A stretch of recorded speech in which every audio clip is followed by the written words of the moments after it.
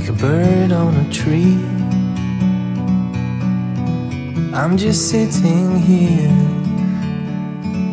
I got time, it's clear to see.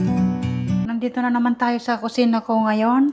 Magluluto naman tayo ng beef caldereta. Nandito na ang mga sangkap natin. May sibuyas, bawang, at yung chili natin. Gusto na natin ng chili para medyo maanghang. At may tomato sauce. Kailangan natin yan, tomato sauce. May L'Oreal, bay leaves. May paste tayo, lagyan tayo ng garden paste. May tomato puree at yung karne ng baka. Minarinate ko na kanina. Nilagyan ko siya ng konting toyo at saka paminta. At saka may bell peppers tayo. Ayan, bell peppers. At may potato at carrot natin. Prinito ko na sa air fryer para wala nang hassle. Kaya samahan niyo po ako. Magluluto tayo ng beef caldereta. Wala akong liver spread kasi may liver spread ako sa bahay pero wala dito sa apartment, kaya pasensya na po, walang liver spread dito. Lagyan na natin ng mantika yung kawali. Painitin natin 'yan.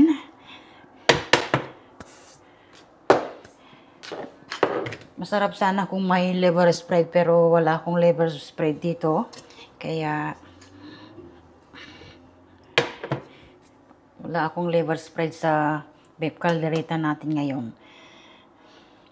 Okay lang siguro, masarap naman siguro kung kahit wala. Alam nyo, kahit walang liver spread, okay lang yan. Ayan, painitin natin yung mantika. Ayan na natin mainit yan. Yung mantika, kaya ilagyan na natin yung sibuyas muna para then yung bawang mamaya. Sibuyas.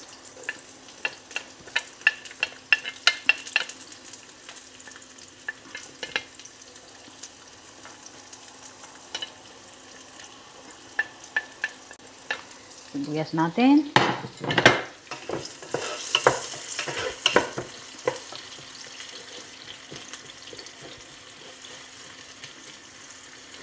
Siguro masarap naman ito pag kahit walang liver spread. Diba?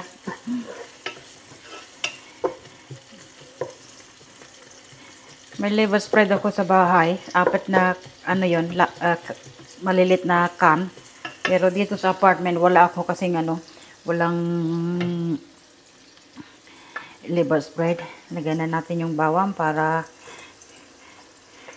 halo-halo na yan dyan. Ito ang version ko ng caldereta. Walang karte-artean ito. Kaya hindi pang royal family. Pang lang.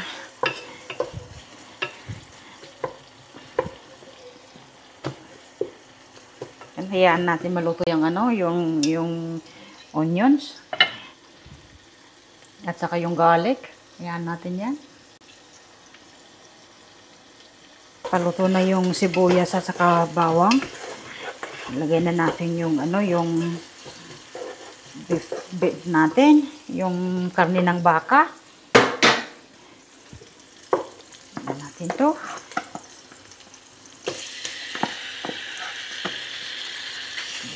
Isa natin.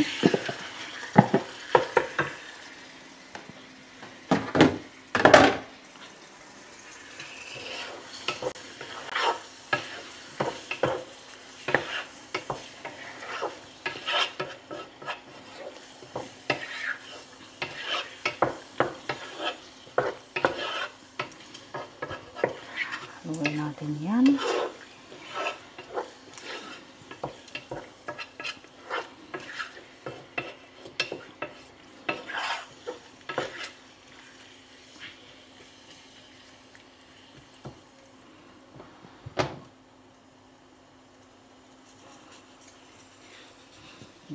Lagyan na yung baka. Lagyan na natin ng L'Oreal, bay leaves, Walang bay leaves. Lalagyan natin ng ano yan. Tomato puree. Tomato puree natin. Ayan. Konti. Lagyan natin ng tubig yan. At palambutin natin ng karning baka.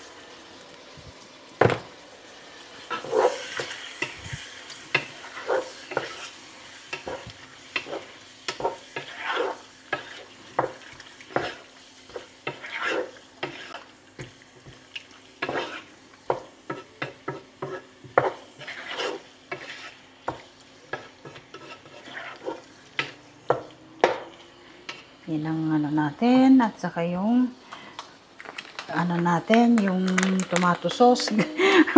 Walang ano ito. Ito ang ano na version ng ano ko, caldereta ko. Halo-halo na dyan. Basta masarap. Yung tomato sauce natin.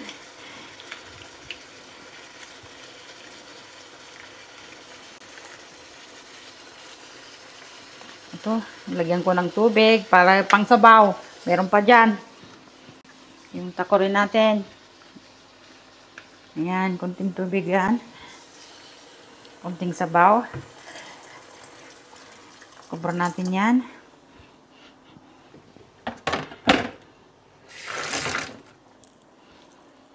Haluhin natin.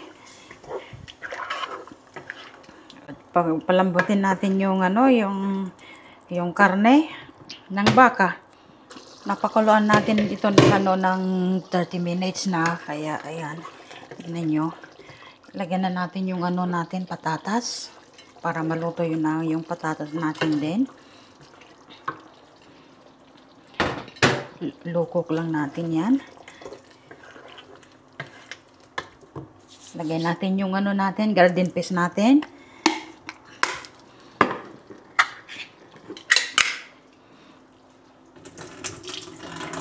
Wala tayong liver spread. Masarap sana kung may liver spread din, pero wala tayong liver spread, kaya pasensya na po. Yan ang garden paste natin, garbanzos, sabi nila. Yan, mamaya na sabihin yan. At ilagay din na natin yung ano, bell pepper natin. Yan ang bell pepper natin. Itong sili dyan. At lulutuin natin to. Pakulan natin yan ng ano, mga 10 to 20 minutes din para maluto. Yan, natin maluto yan. Konting ano, black pepper. Black pepper natin. Kaso natin ng konti yan. Ano natin yan.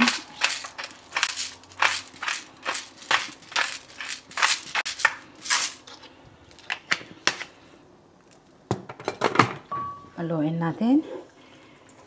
At pakuluan natin yan hanggang maluto din. Ang ano natin, carrots. Na ano na yung carrots natin at saka potato. Fry ng konti. Kaya yan, lutuin natin yan. Takpan natin at house in the video play, guys. Hello guys, hope you can hear me all right. I'm broadcasting live from my big office, and I've got a little backstory here, guys. Has anybody seen the video of Ascension when she opens tins? She uses a knife. She sends my OCD off the scale, guys. But anyway, I've got my health and safety manager with me in the office, Pavel Babinchak. He's a health and safety manager. And he saw the video of Ascension using a knife to open a tin. Well, listen, my health and safety manager, Pavel, is one of the best in the world. And what's your thoughts, Pavel, on Ascension's way of opening tins? Not safe, it's not acceptable. No, she had a bollocked. Yeah. Yeah, but since now I never cut my finger though. Probably I will hurt myself in that opener. People use any kinds of opener, but opener. knife could be slide. Now it's a very very heavy. Cut. It's dangerous. After you can have like bandage 6 months. This is not acceptable. It's a very unsafe act, and it will not be tolerated on our job. We can't do that. So consider yourself warned. Yeah. I read a lot of stuff about kitchen. The most accident Yes. in kitchen and after bathroom. The people, are going to pass around if it's very cold. But kitchen is really, really dangerous. Yeah. You have hot stuff, you have sharps, all knife, everything cold, and cook is hot. Okay. So person need to be careful. Right. This is dangerous. Absolutely right. Yeah, So that's sorry it. about. No problem. My opinion. I'm advisor only. I'm only advisor. But a very good advisor. Right. So Yeah. for all you people out there, you've heard it first. Health and safety, guys. Health and safety. And if Pavel says it's not happening, on my job, it's not happening. Okay? So, Ascension, little message from your husband and from a very wise health and safety manager. Stop using knives to open tins. And for anybody who's not seen what I mean, guys, just go back a few videos to that psycho wife of mine opening tins with a knife. Pavel has been very, very kind, I might add.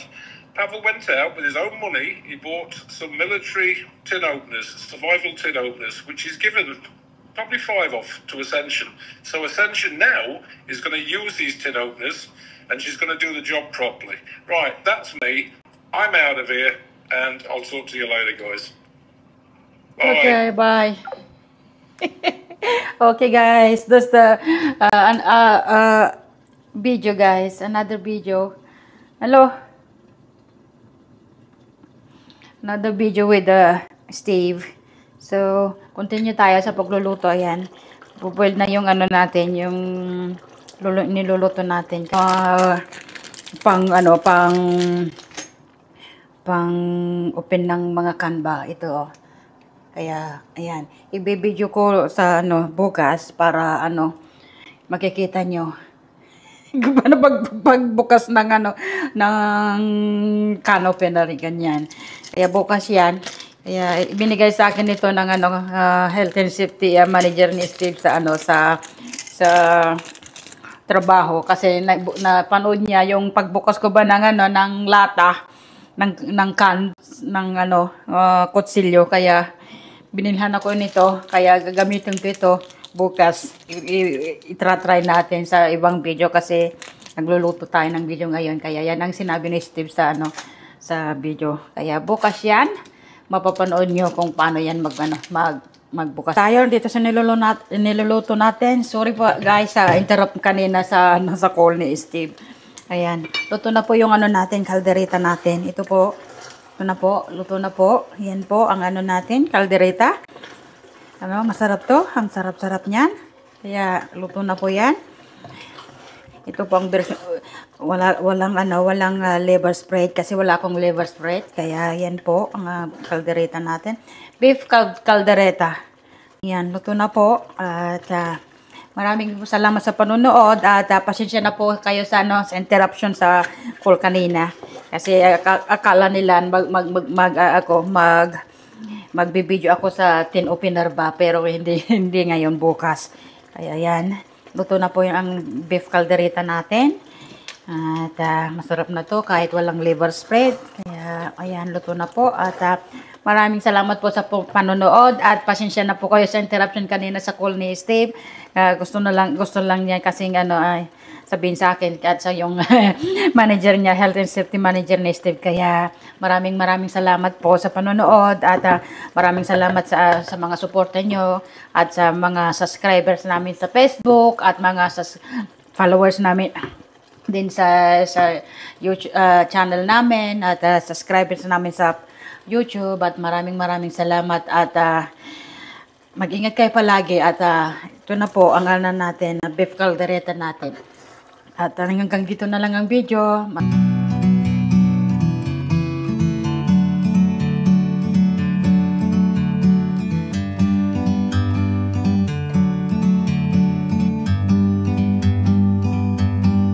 bird on a tree. I'm just sitting here. I got time, it's clear to see. From up here, the world seems small. We can sit